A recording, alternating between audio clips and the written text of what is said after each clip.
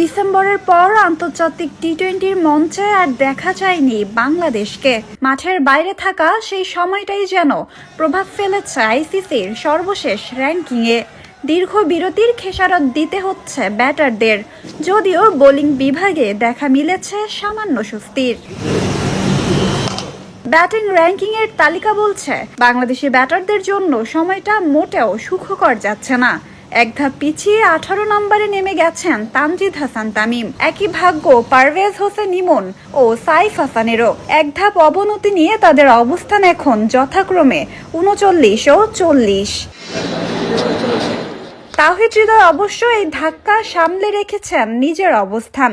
42 নম্বরেই আছেন তিনি। র্যাঙ্কিংয়ে কোনো পরিবর্তন নেই, তবে নেতৃত্বের ভার থাকা টি-20 অধিনায়ক লিটন দাস এক ধাপ পিছিয়ে নেমে গেছেন 47 নম্বরে। বাজে ফর্মের চাপ আরও স্পষ্ট জাকের আলী অনিকের র্যাঙ্কিংয়ে।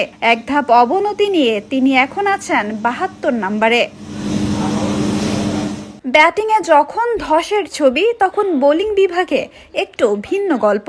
বিশেষ করে মুস্তাফিজুর রহমানকে ঘিরে গত কয়েক সপ্তাহ ধরেই দেশের ক্রিকেটে আলোচনা সমালোচনার ঝড়। আইপিএল থেকে বাদ পড়া নানা গুঞ্জন, সবকিছুর মধ্যেই পুরো সময়টা নীরব থেকেছেন মুস্তাফিজ নিজে। নীরবতার জবাবটা এসেছে র্যাঙ্কিংয়েই।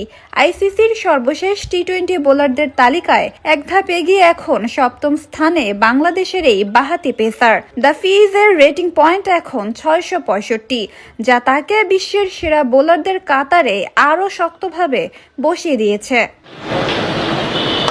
তবে মুস্তাফিজ ছাড়া শেষ 10-এ নেই আর কোনো বাংলাদেশি বোলার। তার ঠিক পরেই আছেন শেখ মাহেদী হাসান। এক ধাপ পিছিয়ে 14 নম্বরে অবস্থান তার। অন্যদিকে লেগ স্পিনার রিশাদ হোসেন এক ধাপ এগিয়ে উঠে এসেছেন 17 নম্বরে। এই তিনজনই এখন টি-20 বোলিং র্যাঙ্কিংয়ে সেরা 20-এ বাংলাদেশের একমাত্র প্রতিনিধি।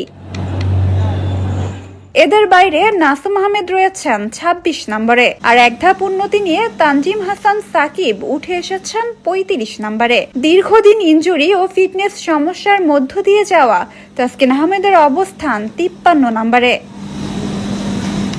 সব মিলিয়ে র্যাঙ্কিংয়ের এই চিত্র স্পষ্ট করে বলে দিচ্ছে ম্যাচের অভাব আর ফর্মের ওঠানামা দুটোই প্রভাব ফেলেছে বাংলাদেশের টি-20 র্যাঙ্কিংয়ে।